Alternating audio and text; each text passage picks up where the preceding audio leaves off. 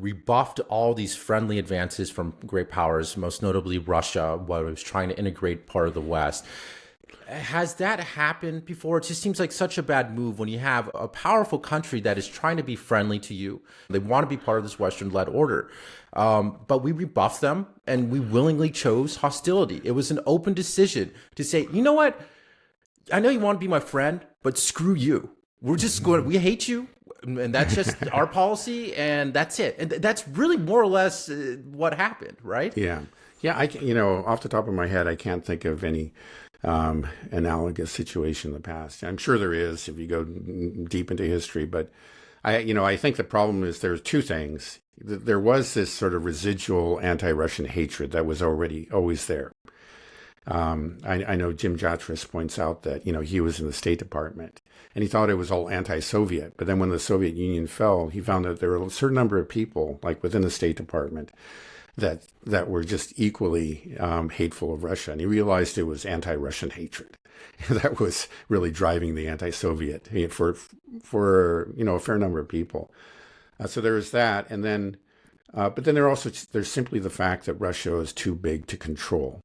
And then, Russia did request to become a part of NATO, did want to integrate with Europe. That goes back, that precedes Putin. It goes back to Gorbachev. That's how he ended it. He thought that was his vision, that we could have a united Europe, let's say from Lisbon to Vladivostok. Of course, that would go into Asia, but it could be a new definition of Europe in his mind. But I think it's just like the geopolitical analysts in the U.S. said, it's like if we bring them into NATO, then we're no longer top dog, or we just don't have the control over it that we have now. It would be a loss of control. You'd have to, cede some of your authority to this partner who is, equally or nearly equally powerful to you, and that's something that we just did not want to do. Yeah, but if you did do that and they're your partner and you can work together on things, then you're the most powerful. Then you truly are the most powerful military bloc, or you can definitely make that argument. Right. It's. Yeah. Well, don't you want a partner that can contribute? Because these other NATO partners can't contribute. It's like, great, well, we got Kosovo, or Serbia, or Finland. Who cares? Well, to this day, there are people that argue, within the State Department. I think that, I forget the guy's name at the moment. I think Eldridge Colby, who says, we should just bury the hatchet. And I think J.D. Vance may be in this camp too. We should just bury the hatchet with Russia, patch up things so that we can be much stronger vis-a-vis China.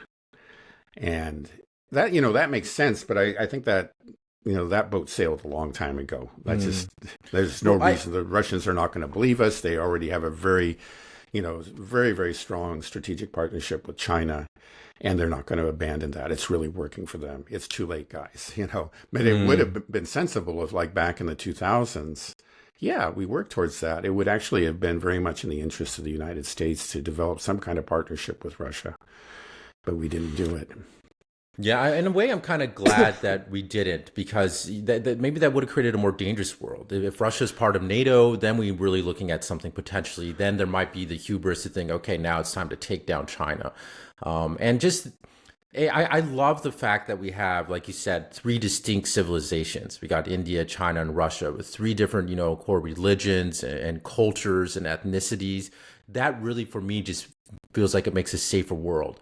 I'm just afraid just the optics of it isn't good if you have just Russia and the United States and Europe. It's just like, okay, here's the whites subjugating the rest of the world and dictating. Here now it's like, no, this is truly, diverse. This is truly, I think, more representative of the world. And if these three distinct cultures can get along, then that means we should all be able to get along.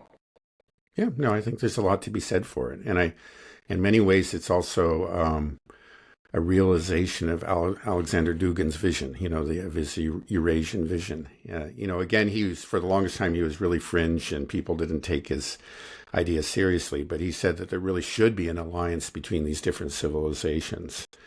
And he felt that, again, it was Western civilization that was the dangerous one, the one that, I, the ideologically zealous one that wanted to export its way of life to all the others, and the other civilizations to protect their own ways of life needed to band together. I know I'm simplifying things greatly, but that's essentially the argument he made, and it was generally ignored. It was out there on the fringes for a long time, but it's just turned out to be true. That's the way we're going. And yeah, no, I think there's every reason to be hopeful. It's I think it's made more rapid progress than any of us could have hoped for, like even 5 years ago. Yeah, I want to be part of that world. I hate that I'm rooting for it, but we're excluded from it, Yeah, because no, we're it'd be part of great the if West. we could join it. We could become humbler and whatever, but we just no signs of doing that